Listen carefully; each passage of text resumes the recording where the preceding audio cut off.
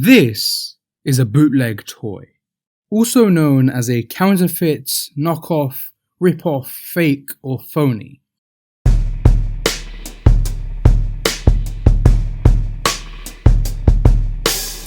I must admit, I've developed a weird fascination for these strange playthings. Some of them are poorly made versions of the original. Some of them are just downright abominations.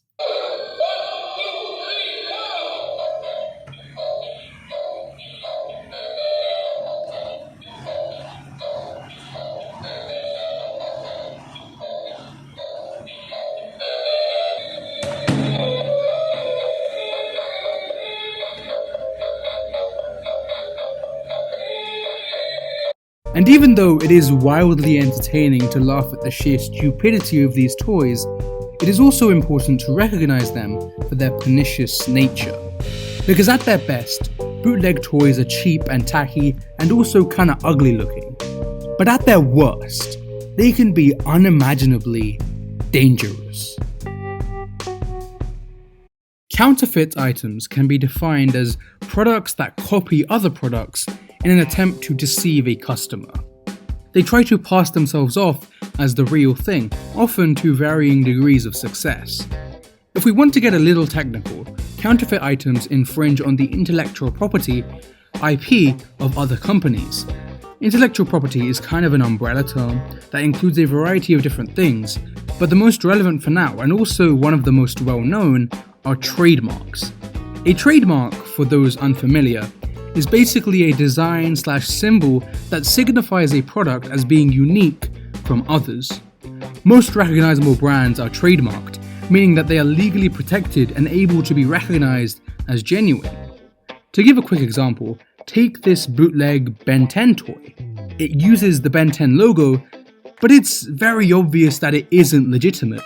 The fact that it isn't an officially licensed toy and its poor quality give it away very easily.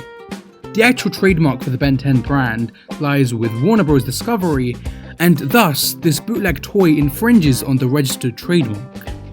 A lot of counterfeit products actually go a step further by registering trademarks that are basically the same but slightly different from the original brand. And they manage to get away with it due to the lax trademark protection in many countries. Adding to this, it isn't just logos that are stolen, but also entire toy designs, which again is a severe abuse of intellectual property rights. It is very apparent that IP infringement is damaging to toy manufacturers and their profits, but this in and of itself barely scratches the surface as to the amount of harm that fake toys are capable of. According to results collected in 2016 by the OECD, the volume of international trade in counterfeit and pirated products could amount to as much as $509 billion US. This represents up to 3.3% of world trade. A particularly large amount of this was imported into the EU, amounting to as much as 121 billion euros or 134 billion US dollars, which represents up to 6.8% of EU imports. These counterfeit products range everything from pharmaceuticals to Gucci flip-flops to aircraft components, but when looking at the toys and games industry specifically, a total of $11.8 billion worth of fake goods were exported in 2016 alone. These numbers are just a snapshot of the sheer monetary dent that counterfeit products leave in global trade, and I present them to you to show that this is an alarmingly large-scale phenomenon and one that finds growth year by year. This is especially true in more recent post-pandemic times, where legitimate toy manufacturers took a massive hit in terms of production. Counterfeit manufacturers seized the opportunity and filled the demand with a large influx of supply. If we zoom in for a second and examine these toys on an individual level, you can see how much of a global hazard they can really be. Counterfeits are produced using inferior materials obtained for cheap, often containing toxic substances and irritants. Bootlegs also pose choking hazards and other health issues such as burns, lacerations, and electrical shocks, issues that are especially important when dealing with children, an incredibly susceptible demographic. But what I find to be the most nefarious of all is the fact that in many reported instances, the trade routes used for counterfeit toys are also the ones used for other illegal smuggling, such as drug trafficking. The bootleg toys can go so far as to act as a cover-up for these other illicit substances, a sort of disguise to hide the really bad stuff. Beyond the pure moral disgust that this information elicits in me, I find it to be also illuminating, because it reveals that the production of counterfeits is a lot more complex and deep-rooted than simply a few bad actors. Because it's a nexus of bad actors, an interconnected spider's web stretching far and wide. And in this malicious web, there is one name that keeps on cropping up.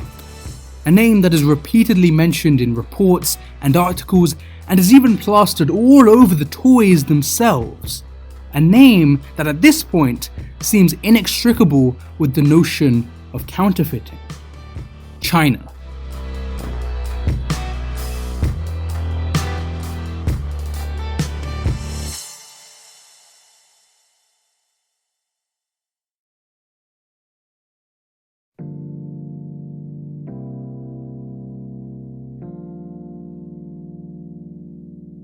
In our modern landscape, China has quickly garnered a reputation for being a force to be reckoned with, making up around 30% of the total global manufactured goods in a year. In 2021 alone, the country exported around $3.4 trillion worth of goods. There are plenty of reasons as to why China has become the world's factory, as some sources put it. A massive workforce and cheap labour costs are some of the ones that immediately come to mind, with the majority of employment being based in the secondary sector. If we link back to my earlier comments on IP laws, China is well known for its lackluster enforcement of them. The country has, on many occasions, failed to properly enforce IP laws, which shows very plainly in the large amount of copyright and trademark infringement that plagues the nation. However, it isn't to say that no progress has been made whatsoever. Since joining the World Intellectual Property Organization in 1980, China has slowly begun to take IP more and more seriously. For example, there have been more cases recently of IP infringement going to court and actually being dealt with appropriately. Another interesting fact that I learned is that China has been rapidly setting up free trade zones, FTZs, in many different provinces. A free trade zone is essentially a geographic area where the laws and regulations on trade are less restrictive. These include, among other things, decreased tax rates and no customs duty. The setting up of these zones is intended to boost the economy, and that is why they are distributed especially in regions with a high potential for trade. But there are downsides to this fiscal policy, especially in regards to counterfeiting, because FTCs are commonly used by counterfeit manufacturers. According to the OECD, quote, FTZs may also facilitate illegal and criminal activities such as trade in counterfeit and pirated products by providing a relatively safe environment, good infrastructure, and light oversight. Additionally, the existence, number, and size of FTZs in a country correlate with increases in the value of counterfeit and pirated products exported by that country's economy. China also notoriously has a problem with child labour and sweatshop factories, where employees are overworked and underpaid, receiving none of the benefits that they should. And quite infamously, these malignant practices are often used by the biggest, most well-known brands. None of this information is particularly new. It is something that has been the target of public criticism for a long time. And whilst some steps have been taken to combat these problems, the truth is that they still loom large. A lot of these factors have contributed to China's manufacturing dominance of both legitimate goods and counterfeit ones. So I think it's important to understand that the problem of bootlegging doesn't lie divorced from the rest of Chinese production, as something that can easily be eliminated.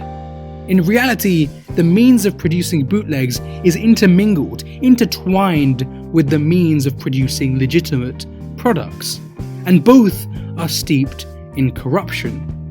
All of this culminates in the persevering modern perception that made in China basically means cheap quality and illegitimate. The phrase has taken on an entirely negative connotation in society, and whilst a lot of the reasons for that are justified, it also diminishes the creativity and originality of genuine Chinese manufacturers. Counterfeit products, as a result, have an incredibly rotten effect on China's ambitions to prove itself as a legitimately innovative country, instead of just a factory for other people's ideas. And most of all, something tells me that Chinese people themselves are fed up with the bootlegging in the country. We just talked about a few of the reasons why it is that China seems to be the central hub of counterfeiting. Most of these reasons are to do with the economy and politics of the country. However, another popular explanation for the question of why China is one that looks on a cultural level.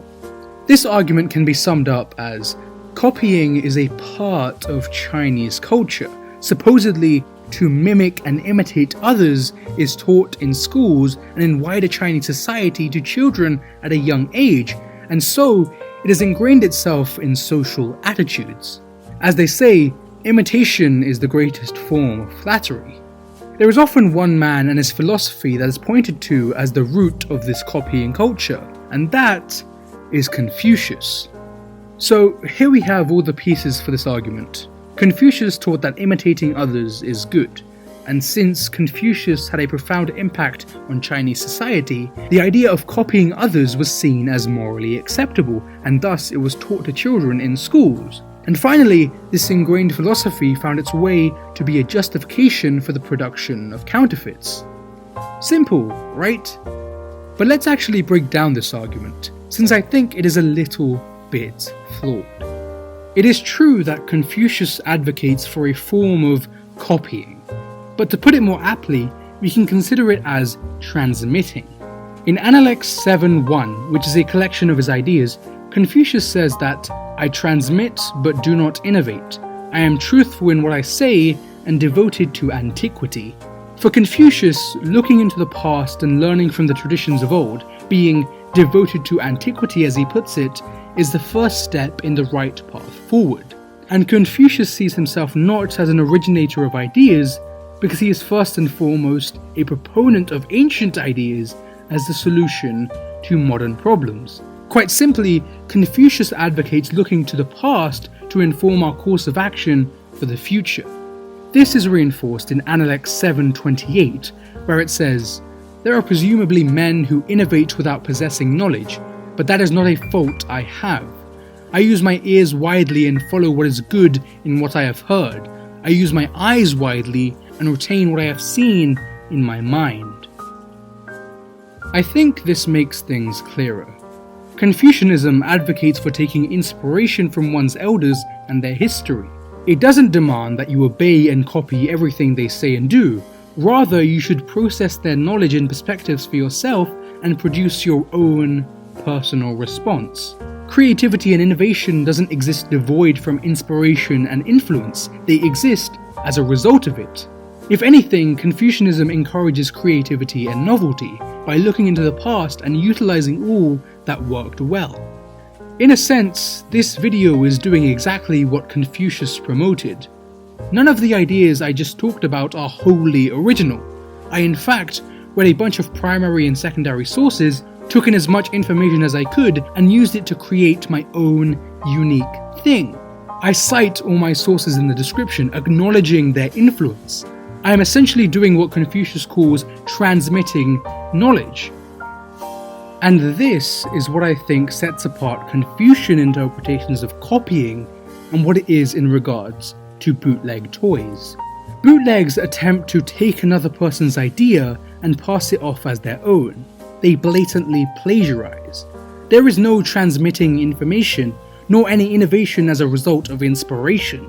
Whereas Confucius wanted you to pay homage to the people and the ideas of the past, bootlegs kinda just spit in the face of the original creator.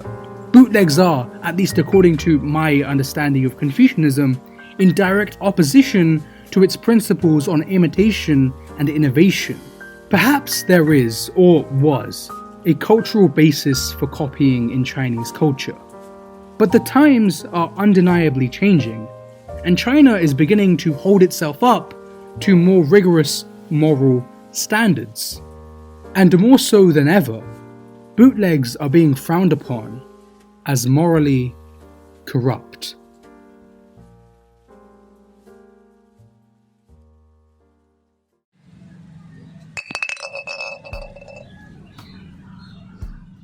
On the topic of morality, let's talk about moral disgust, a term that I've already used in this video.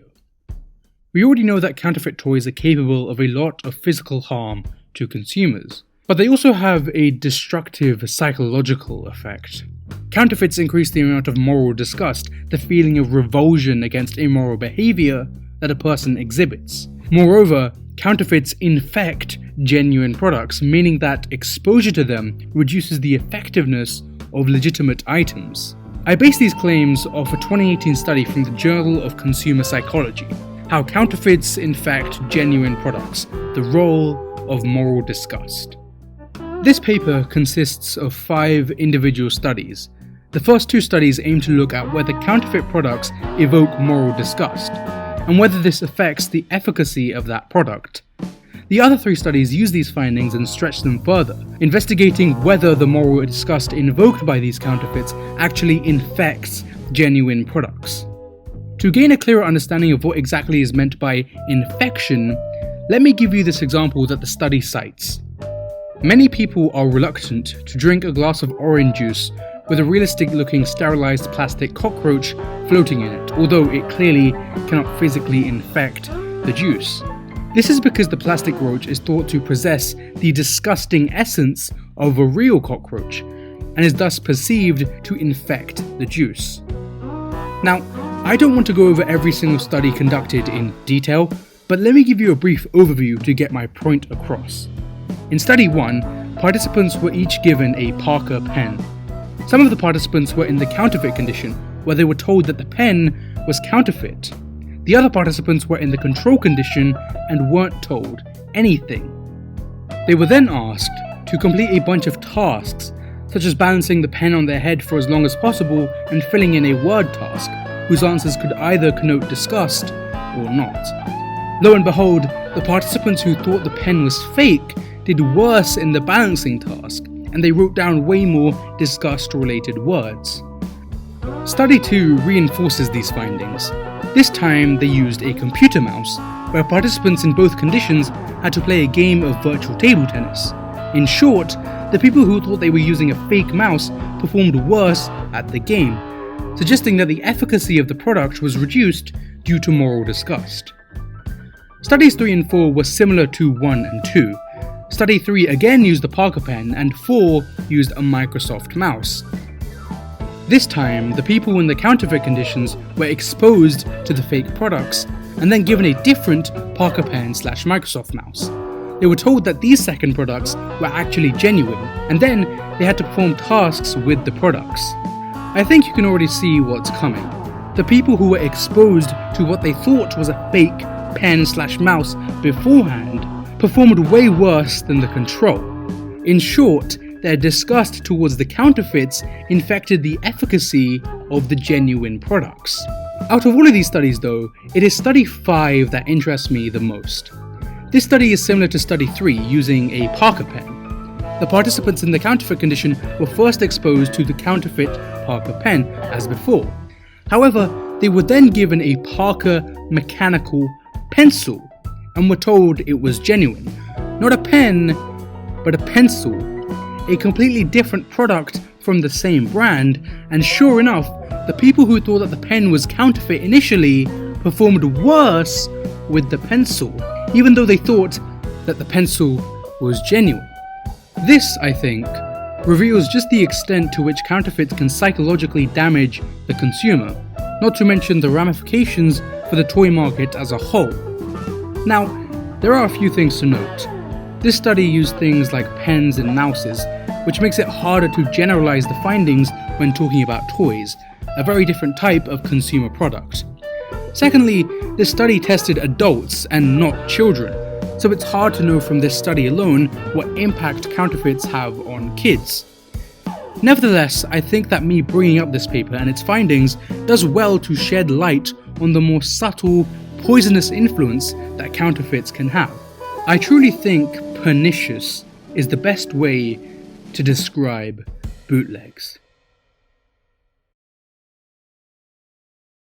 Throughout this video, I feel I have done a convincing job at presenting the idea that bootleg toys are harmful.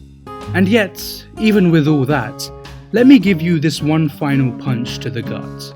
It's an article from The Guardian about a flood of counterfeit toys coming into the UK. And there is one particular anecdote in the article which caught me off guard the first time I read it. I recently worked on a case where parents bought their child a toy from a 99p store in the Midlands, and it exploded, leaving 3 members of the family needing urgent hospital treatment for toxic inhalation. It exploded. This article was written more than a decade ago, during Christmas 2011. Fast forward a decade and we're still in the same situation where bootleg toys run rampant during the holiday season. The season of joy and cheer, in fact, sees many consumers fall victim to the plague of counterfeiting. But you know what? I think I've talked about enough bad stuff in this video. Let me, as my Christmas present to you all, spread a little optimism right here and now. During the 2020 holiday season, Europol conducted what would be known as Operation Ludus 1. Ludus, of course, is Latin for play/game, and true to its name, the operation was one that fought back against counterfeit toys. Countries ranging from the UK to the US came together to seize illegal toy imports and to confront major suppliers of these bootleg toys. A total of 16 million euros worth of goods were seized, including 5 million illegal toys. It was a month-long process that involved rigorous inspections, investigations, and prosecutions, which represented a collective international willingness to actually do something against bootleg toys. And what's more, the very next year, in the 2021 holiday season, Europol did it again. Operation Ludus 2, Electric Boogaloo, except that's kinda wrong because this was far from a shitty sequel. This time, they seized over 18 million euros worth of goods and placed a larger focus on regulating online markets. Obviously though, you can't keep on performing annual crackdowns forever. You need to find long-term ways to deal with the counterfeit industry. And Operation Ludus acknowledges this, specifically identifying the need to expand the collaboration with the private sector and consumers. If we want to prevent the problem of bootlegs in the long run, we need to work more closely with IP owners and the private sector as a whole. The sharing of information with the private sector directly contributed to Ludus 1's success, seeing as several key seizures carried out during Ludus 1 were directly triggered by information provided by brand owners and e-commerce platforms.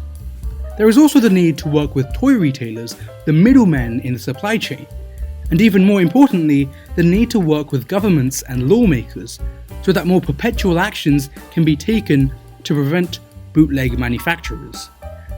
Finally, there exists the need to work with you and me, the consumers. According to Europol, Operation Ludus 1 highlighted a particular need to raise consumer awareness during the 2021-2022 festive season.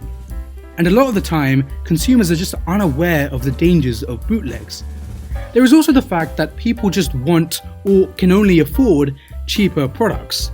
Quote, "There is a correlation between EU customers' demand for low-cost products and their supply by countries that produce them. But by spreading awareness, by helping people understand the true harm of bootleg toys, we can help mitigate the amount of suffering caused by them." And in a sense, that's what I'm trying to do with this video. Of course, the bootleg toy industry will continue to evolve and resist. Like a hydra, it will sprout back each severed head with 2 more. But that doesn't mean that we should stop trying.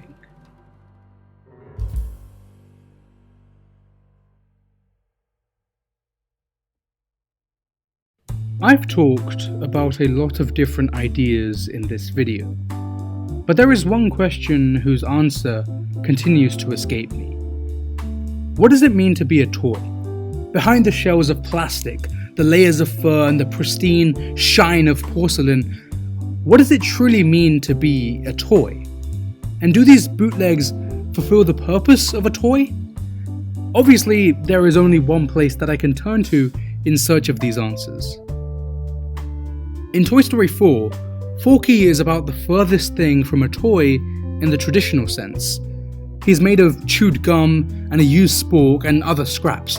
It's actually a little gross. But what irrefutably makes Forky a toy is the fact that he brings joy to a child. It is the act of creation, a joyous, passionate act that brings Forky to life and makes him a toy. In this regard, bootlegs are made in factories by underpaid and overworked employees. They inflict suffering on the consumers and IP owners as well. When their entire existence is antithetical to the idea that a toy should create joy, can bootlegs be considered real toys? In Toy Story 2, we're presented with a different scenario. Buzz, the Buzz we all know and love, comes face to face with an entire aisle of Buzz Lightyear figures. In contrast to the creation of Forky, the creation of a Buzz Lightyear toy is a process that is entirely cold and mechanical. And yet, the movie still shows that a Buzz Lightyear can still be a toy despite its apathetic origins. This is because it can bring joy to a child, a newfangled joy, just like the joy that Buzz brings to Andy. The Buzz that we all know and love is distinct from the factory line of other Buzzes, and he is also more of a real toy. And similarly, there are children out there who treasure their bootleg Batman toy more than anything else in the world. These children are unaware of the horrific impact that bootlegs can have. They only see a toy, a vessel that brings them happiness. Does this fact undermine the detrimental impact of bootlegs? No, absolutely not. But something that is hard to ignore is the fact that bootleg toys are still toys, as in, they make children happy. So it stings me a little when I know that not every child has the luxury of being able to play with safe, good quality toys. Toys that won't explode in their face or burn them or give them cancer. It stings me a little when I know that children have to turn to bootleg toys as their source of happiness, because they thought it was legitimate or because it was all their parents could afford. It actually stings me a lot, because every child deserves to play.